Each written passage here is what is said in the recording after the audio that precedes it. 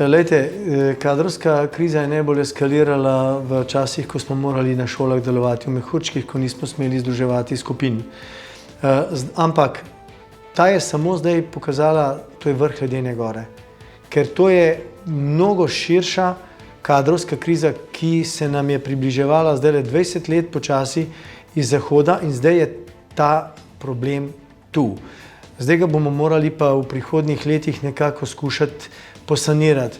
Ali je problem samo v prenizkih plačah ali je še v čem drugem, je težko reči.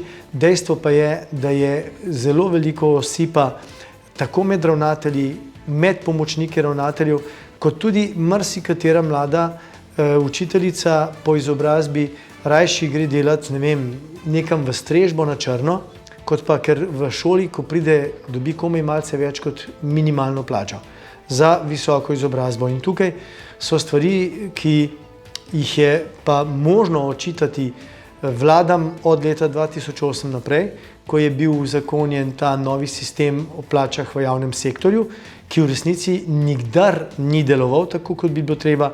Zdaj je pa tako in tako že zdavnaj razpadel. Kolikokrat so vmes popustili posameznim skupinam, zdravnikom, policistom, gasilcem in ne vem, po vrsti tako, in vsak tak popustek je malce bolj, bi rekel, razvrednotil ta sistem, ki naj bi bil enovit.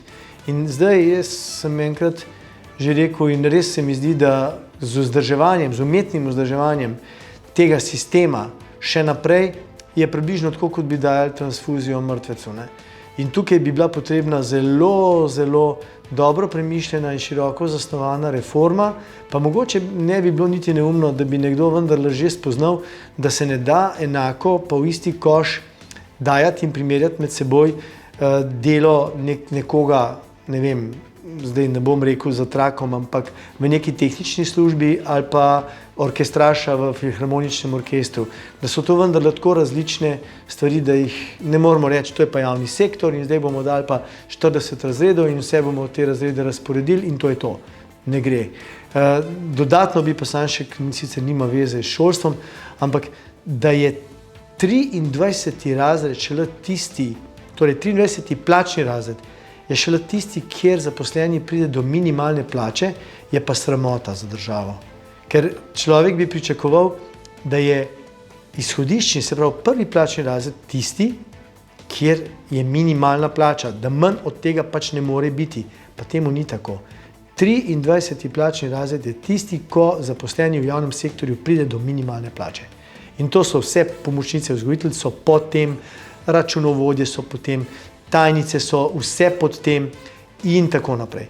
Skratka, govorimo o srednje in višje izobraženih ljudeh, ki naj bi delali za minimalno plačo.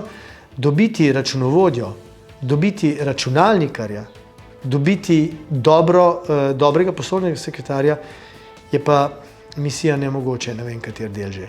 In to so problemi, ki se bo treba z njimi enkrat končno spopasti in verjetno bo treba tudi majčkeno več finančne avtonomije zagotoviti posameznim ministrstvom in tudi razrez verjetno proračuna vsako leto pripraviti, ne vem na kakšnih osnovah, ali pa ne vem, če malce, bom rekel, po tistih generacijah iz 70. let prejšnjega stoletja vprašam, a je bolj pametno kupovati topove ali je bolj pametno ljudi izobraževati.